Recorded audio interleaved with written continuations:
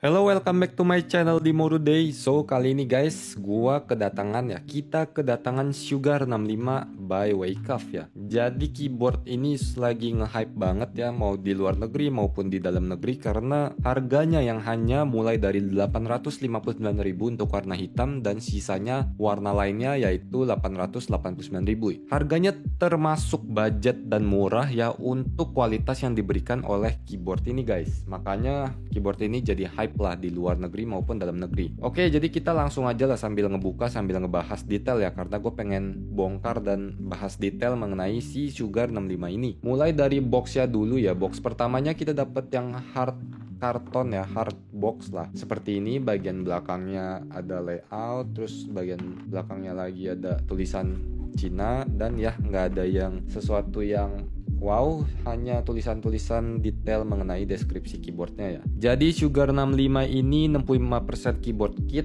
ya, sudah menggunakan CNC dan anodization prosesnya ya. Terus menggunakan case-nya full aluminium 6063. Makanya dia termasuk keyboard yang sangat hype karena harganya 800 ribuan tapi kalian sudah dapat full aluminium keyboard ya. Nah, pertama buka kita dapet ini dia book manualnya, manual book seperti biasa. Dia ada light adjustmentnya, kalian nanti tinggal ganti aja. Sudah backlight RGB ya tentunya. Terus ada knob juga, kalian bisa ganti volumenya dan lainnya. Next kita bakal buka box yang di sebelah kanan ini. Ya, di box ini kita dapet kabel Type C ke USB, lalu ada screw kunci L ya, kunci L buat buka case, lalu ada 2-in-1 keycap switch puller ya. Oke, next langsung ke keyboardnya ya. Jadi dia dilindungi oleh gabus seperti ini ya, cukup tebal jadi aman buat pengiriman. Dan ini dia tampilan pertama keyboard dari Sugar 65 ya guys. Jadi kita dapat plastik cover kayak gini buat melindungi keyboardnya dari debu lah kalau kalian nggak pengen pakai keyboardnya gitu ya. Nah, next keyboardnya ini diplastikin seperti ini ya, jadi masih disegel. Kita lihat dulu aja, kita buka dulu deh baru kita lihat.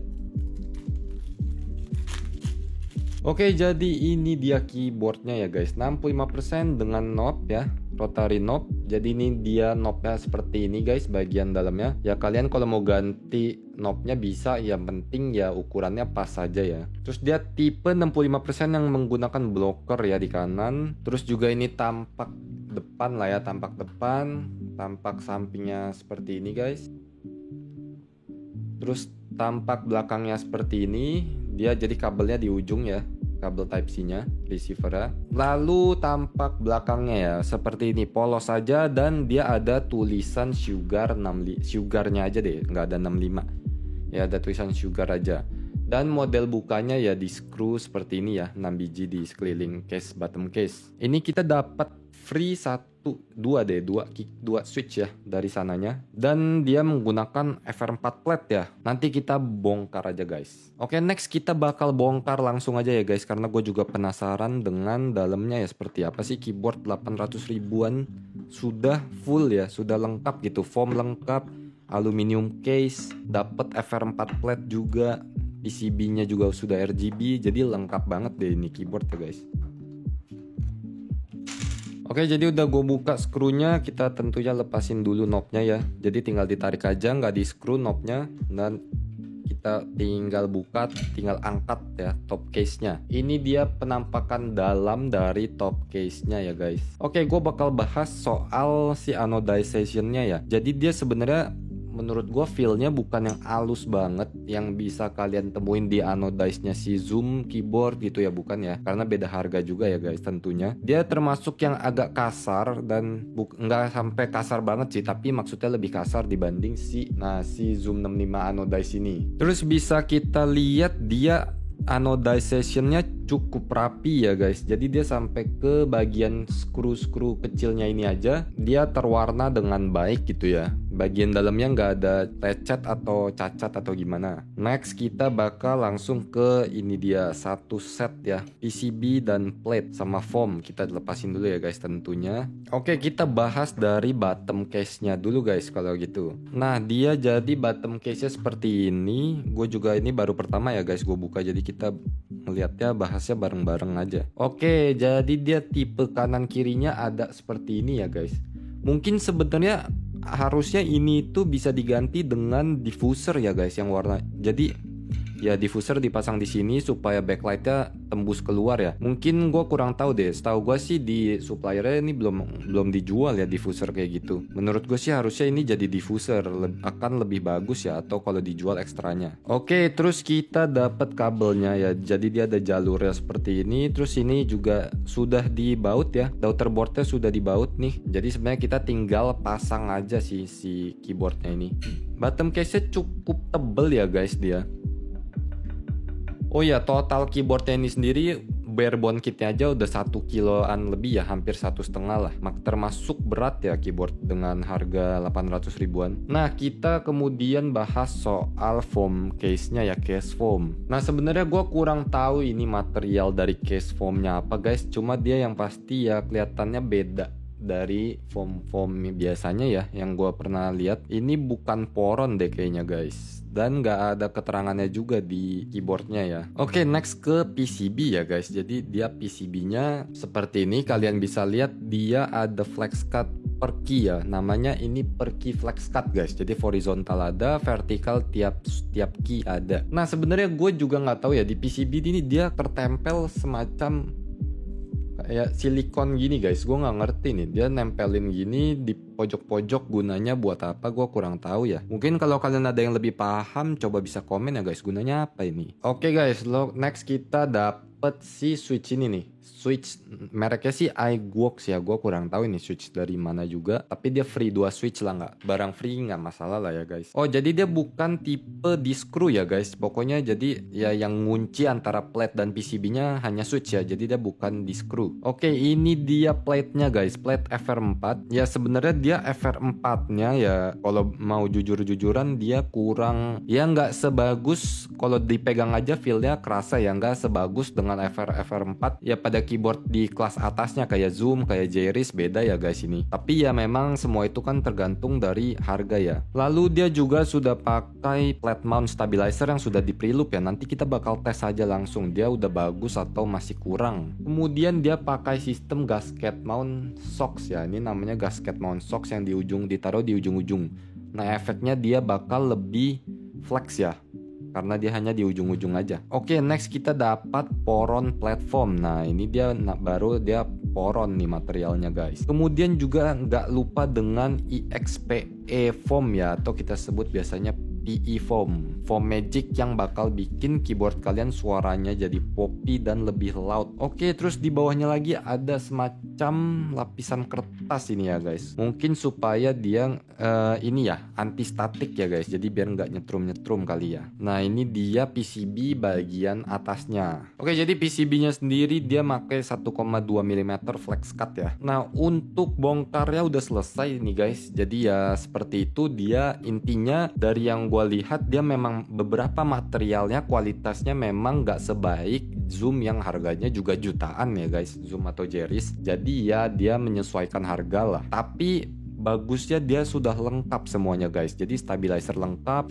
foam tiga foam utama itu lengkap ya guys. Case foam, platform, PE foam dia udah lengkap. 3 foam ini yang menurut gue sebenarnya semua keyboard itu butuh 3 foam ini ya, biar suaranya itu dibagusin lah. Karena 3 foam ini suaranya jadi lebih bagus ya. Tapi beda dengan keyboard yang sudah kualitas case-nya, material PCB plate-nya bagus ya guys. Justru kalau keyboard mahal seperti itu jangan pakai foam ya. Kalau dia pakai foam tetap suaranya jelek, berarti ya kualitasnya kurang menurut gua gitu ya. Tapi untuk keyboard budget menurut gua penting banget foam ini tentunya ya guys. Oke, next ya gua langsung rakit aja ya pakai Durock Black Lotus ya. Nah, gua milih Durock Black Lotus karena Durock Black Lotus ini udah bagus banget stoknya, dan dia termasuk switch yang Toki Deep tapi loud suaranya karena dia pakai long pole switch ya, termasuk long pole switch.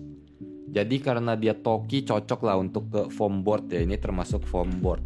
Oke guys, by the way dia ya untuk spacebarnya ini bisa 7U, bisa 6,25U ya, tapi plate-nya dia sendiri nggak support 7U. Cukup unik juga ya. Nih kalian bisa lihat dia soketnya ada dua ya, bisa 7U, bisa 6,25U. Nah, dia ada soket lagi di sini, sepertinya dia support split spacebar ya, cuma ya memang dia plate-nya aja yang nggak support guys. Mungkin nanti akan masuk plate-plate yang support ya, support dengan split spacebar atau support 7U gitu-gitu. Nah, dan untuk 6,25U-nya sendiri dia north facing PCB ya. Jadi bukan south facing untuk si 6,25U. By the way, keyboardnya ini juga sudah south facing semua ya guys. Jadi aman lah dari interference pokoknya. Oke, udah gue pasang switch ya guys, karena Black Lotusnya kurang ya, jadi beberapa gue pakai si Snow Grab switch ya. Oh ya, satu tambahan lagi guys sebelum kalian mau bongkar si keyboard ini. Jadi menurut gue keyboard ini yang nggak perlu dibongkar lagi, kalian langsung pakai aja karena dia plate dan PCB-nya ini flex cut ya guys. Jadi suaranya itu bakal thin banget kalau kalian nggak pakein semua foam-foamnya ini guys. Mungkin kalau platformnya mau dilepas boleh sih, karena yang penting PE foam dan platformnya itu jangan dilepas deh guys. Nah, jadi udah kepasang semua guys ya. Jadi saran gue sih nanti deh gue simpulin aja di akhir ya, setelah sound test gue bakal bikin kesimpulan akhir mengenai keyboard si Sugar 65 ini. Nah, by the way gue bakal pakai keycap yang baru masuk dari Z Frontier ya guys. Keycap Ghost, namanya Domiki Ghost dari Domiki. Nah, jadi dia keycapnya seperti ini guys. Nah, dia termasuk keycap yang gua tunggu-tunggu banget nih guys, karena dia udah double shot ABS ya. ABS punya, pasti suaranya bagus, dan diproduksi oleh Domiki ya, tentunya bagus juga. Nah, kalian bisa lihat nih bagian belakangnya ya.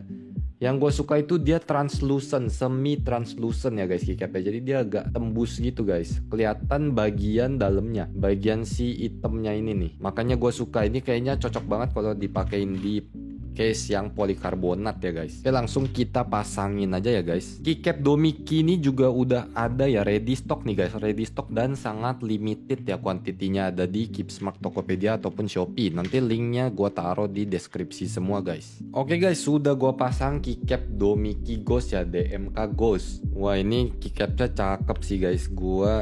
Ya ini fresh ya, desainnya fresh banget menurut gue. Jadi nggak cuman beda warna, tapi ada sesuatu yang bikin menarik dari keycapnya, yaitu ya semi translucentnya ini ya guys. Ya dia juga pas dipegang surface-nya itu permukaannya juga terasa beda lah guys dari keycaps yang biasanya. Oke, sekarang kita bakal sound test singkat, habis itu gue bakal ngasih kesimpulan akhir.